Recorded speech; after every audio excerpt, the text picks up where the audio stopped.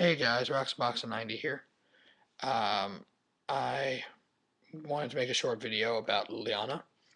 Besides the fact that, as I said in my other video, that trading her in the next couple of weeks is going to be difficult. I have a bunch of offers, and her worth continues to go up. I'm talking about in money value.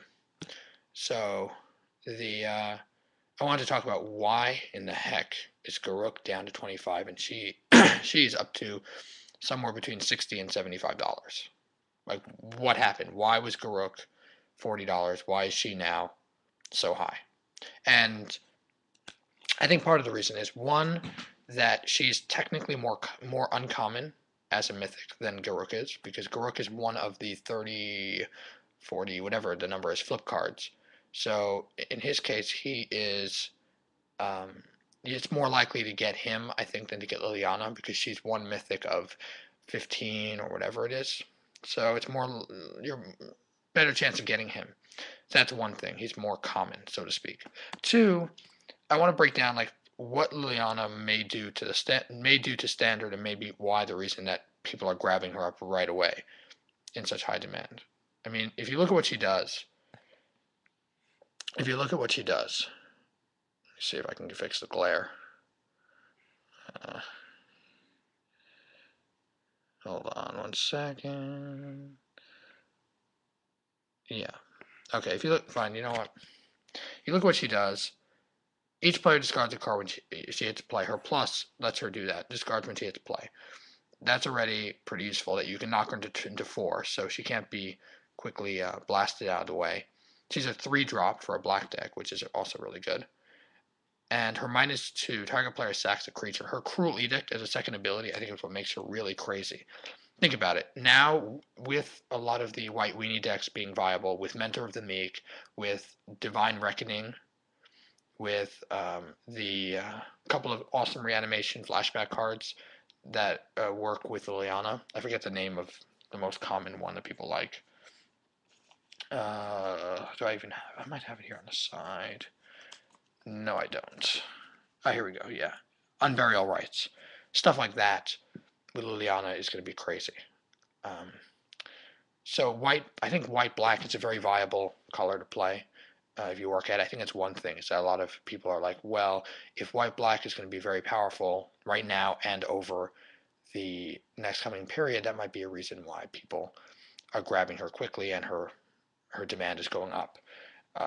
Because if you do, let's say, Divine Reckoning with her, let's say I think Divine Reckoning is 4 to play, right?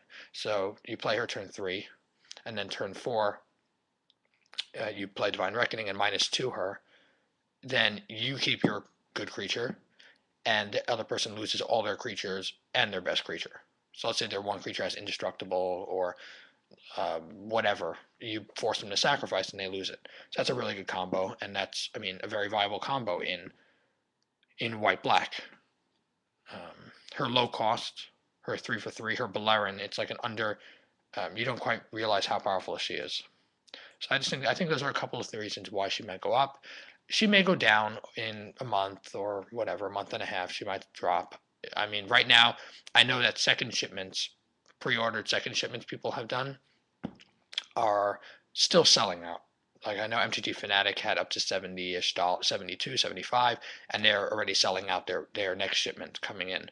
So I don't see the demand going down for a while. It's also, remember, there's so many mythics in the set that it's very hard. It's going to be hard to find her. She's not an easily found card. Unlike in the last set, people are like, oh, okay, well, certain mythics, like all the, I don't know, who would be good, like all the Planeswalkers in 2012, oh, well, okay, they're 35, they're going to go down. And they went down and fairly quickly. But remember, 2012 was a much, much smaller set. There were fewer mythics, so you had a much better chance of getting the one you wanted.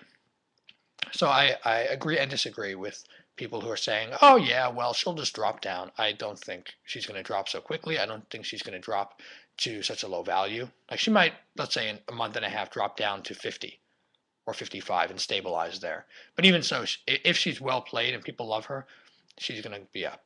So those are my thoughts.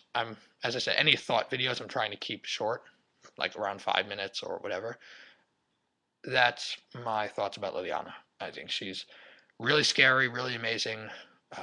Black decks, black decks, so basically zombie decks, white black control decks, white black reanimate, even white black weenie. If you have like white with a splash of black in it in a weenie deck, also she can be really excellent. I think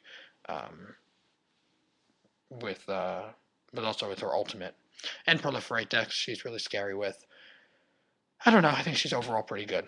So that's my thoughts about why she's so crazy expensive. Garruk is good in mono green and in green aggro, but he also has the problem in that he's a flip card. Even his flip isn't necessarily as good, and he's more common. The stock is not it's not so rare. Let me know what you guys think. Rate, comment, subscribe. This is my I don't know some thoughts. Maybe you guys have other thoughts. Let me know. Bye.